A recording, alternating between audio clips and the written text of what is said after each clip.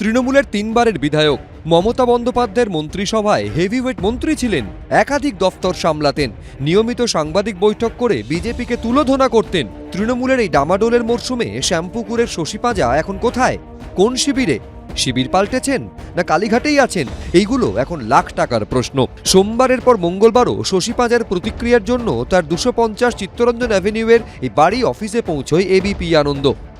প্রাক্তন মন্ত্রী শশী পাঁজার বাড়ি এবং অফিস, এই অফিসেই শশী পাঁজা বসে সাধারণভাবে লোকজনের সঙ্গে কথা বলতেন, কিন্তু বেশ কয়েকদিন ধরেই তার মূল যে দরজা তাতে বড় বড় তালা ঝুলে, অফিস কার্যত বন্ধ এবং নির্বাচনের পর থেকে তার সঙ্গে অন্যান্য মানুষ তো দূরের কথা, তার কর্মীরাও যোগাযোগ করে উঠতে পারছেন না।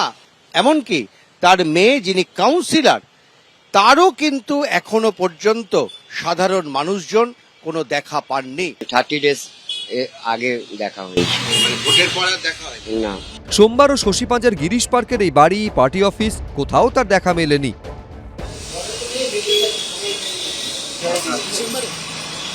চেম্বারে বলতে ভবানীপুরের চেম্বারে, যেটা ওই কাকলিদির ওই চেম্বারে, মানে রাত্রিরে ফিরছে না, ওখানেই থাকছেন।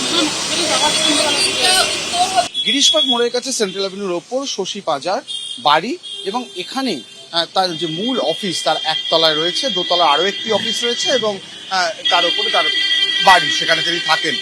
এখানে এসেও কিন্তু শশী পাঁজার দেখা পাওয়া গেল না। সম্প্রতি এনসিপিআই সাংসদ কাকলি ঘোষ দস্তিদারের ছেলে বৈদ্যনাথ ঘোষ দস্তিদার একটি ফেসবুক পোস্টে লেখেন, আমার মা কাকলি ঘোষ দস্তিদার আমাদের আইভিএফ কেন্দ্রে 2জন প্রাক্তন হেভিওয়েট মন্ত্রী এবং 3 জন বর্তমান সাংসদের সঙ্গে গোপন বৈঠক করেছেন।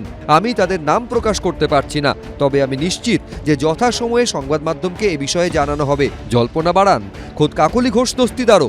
আমার প্রথম স্টুডেন্ট হচ্ছে ডক্টর শশী পাঁজা।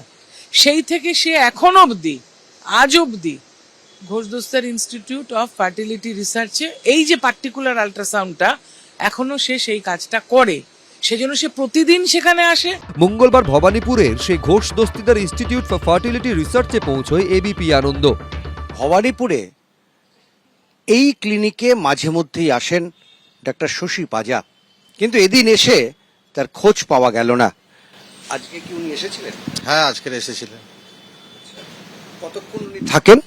পেশেন্ট যতক্ষণ থাকে ততক্ষণ থাকে, ওনার পেশেন্ট দেখা হয়ে গেলে চলে যায়। অসংখ্যবার ফোন করে SMS করেও তার কোনো উত্তর মেলেনি।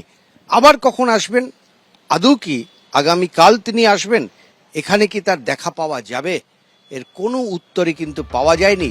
সোমবারও এখানে পৌঁছেছিল এবিপি আনন্দের প্রতিনিধিরা। দাদা সিকিউরিটি থেকে আছেন, একটু কথা বলবো আপনার সাথে। শশী পাঁজা আছেন?